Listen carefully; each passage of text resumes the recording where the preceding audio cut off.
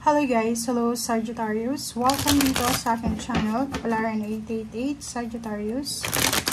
Alamin natin kung anong messages, vibration, gabay energy para sa inyong lahat. Kay general reading, so pwede kang makaresonate. Gamitin mo lang yung intuition sa panonood. Okay, so ito ay random message lang. Kung ano yung lumabas dito, ang message nito is talagang para sa'yo. Okay, 1 Sagittarius to. Okay. Okay, first card natin is 10 of Pentacles. Wow. So, Sagittarius, nakikita ko sir dito na posibleng makakatanggap ka ng lump sum of money. If nag-iipon ka ngayon ng pera, posibleng in 10 weeks, sobrang yaman mo na. Or pwedeng sobrang dami mo ng pera, dami mo ng ipon. Okay? 7 of Cups, may kailangan ka proteksyonan, may kailangan kang proteksyonan. So, ibig sabihin ito yung pera mo. Kung may hawak kang pera sa ngayon, may position ka sa trabaho na siguro kailangan mong proteksyonan mo siya. Okay? Yung iba din sa inyo, Sagittarius, married kayo sa Scorpio or any zodiac signs. Since may damon kasi dito, sinasabi sa'yo dito, water sign energy, na kailangan mong alagaan itong relationship na meron ka. Isang balita ang hinihintay mo, isang message ang kailangan mo sa ngayon para makapag-desisyon. Meron kang kinakatakutan, pwedeng natatakot kang mawala ng relationship, mawala ng trabaho, mawala ng purpose. Parang ganun. So, sinasabi sa'yo dito ng 7 of Cups na may choice ka naman eh. Diba? So, sa ngayon, kung ano yung alam mo na kinakatakutan mo. Kasi pag natatakot tayo, ibig sabihin nun, hindi weakness yun ah. Pag natatakot tayo, ibig sabihin, alam natin na may kakulangan tayo sa ating buhay. Like, hindi natin alam na, or I mean, pag takot ka, diba? Parang natatakot ka na matalo ka, natatakot ka na iwanan ka, ganyan, ganito. Okay? Yung iba naman sa inyo dito, pwedeng naghihintay kayo ng taong makakasave sa inyo. Okay? Pwedeng emotionally, hindi ka na masaya. Pwedeng yung iba naman sa emotional, parang magkasama yung dalawa, nagsasama para sa anak or para sa pamilya, parang ganun. Pero hindi na masaya.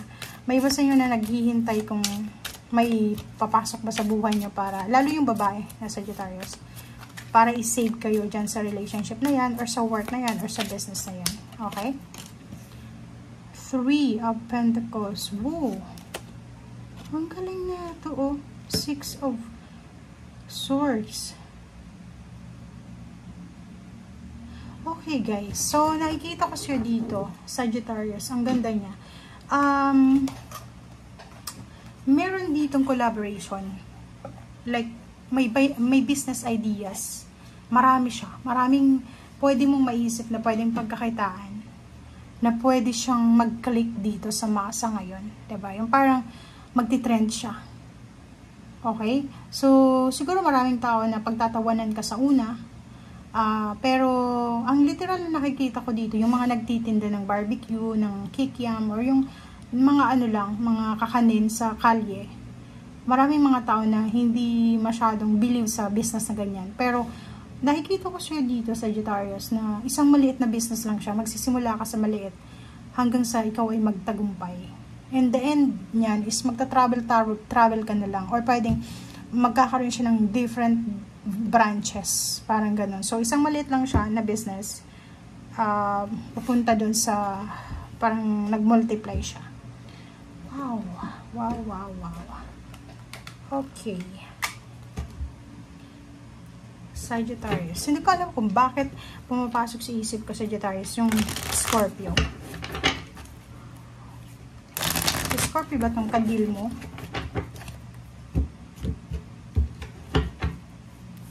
Okay. Wheel of Fortune. The Devil. Oh, diba? So, double confirmation yung 6 of Wands. Oh, ang galing. Wow. Oh. Dalawa din yung the moon. So, yun. Tingnan mo yung baraha mo, kasi sabi ko lang kanina, marami kang kinakatakutan, marami kang uncertainty sa buhay, diba? 2 cards na damon. So, ibig sabihin, hindi ka sigurado. It's either hindi ka sigurado sa trabaho mo ngayon, sa relationship.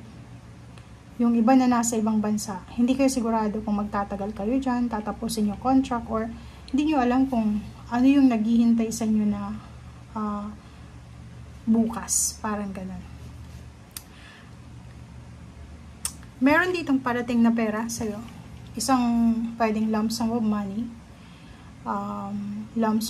back pay, incentives, inheritance, tulong galing sa gobyerno, or kanina man siya, na pwedeng siya yung maging source or maging way para mabago yung takbo ng buhay mo.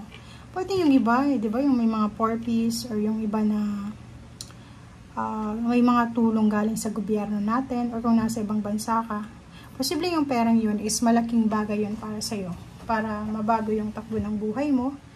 And ang nakikita lang natin dito is may temptation dito. Ano yung temptation yan?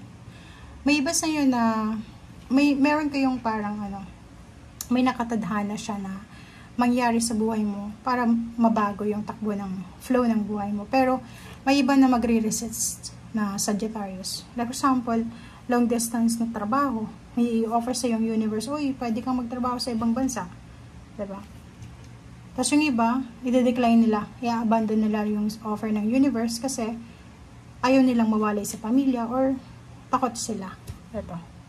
Diba? So, comment down below if you resonated. Pero nakikita ko sa'yo dito, ito yung upcoming, incoming, victory, success, recognition, awards, rewards. Ikaw yung spotlight, ikaw yung nasa limelight, ikaw yung nasa attention. Lahat ng tao, nasa iyo yung attention. Nakatingin sila sa'yo. And lalo sa trabaho, yung iba na Sagittarius, pwedeng babae, lalaki. Sa sobrang sipag nyo, pwedeng madagdagan yung sweldo nyo, ilipat kayo ng branches, maging manager kayo, maging leader kayo. Yung iba dito is pwedeng may company celebration or foundation day ng isang company or anything na may celebration, kainan, sayawan, party, parang ganun. May party na magaganap na doon sa party na yun, posibleng doon ka pararangalan or doon ka makakatanggap ng recognition, awards, rewards, or anything na, or pwedeng new contract.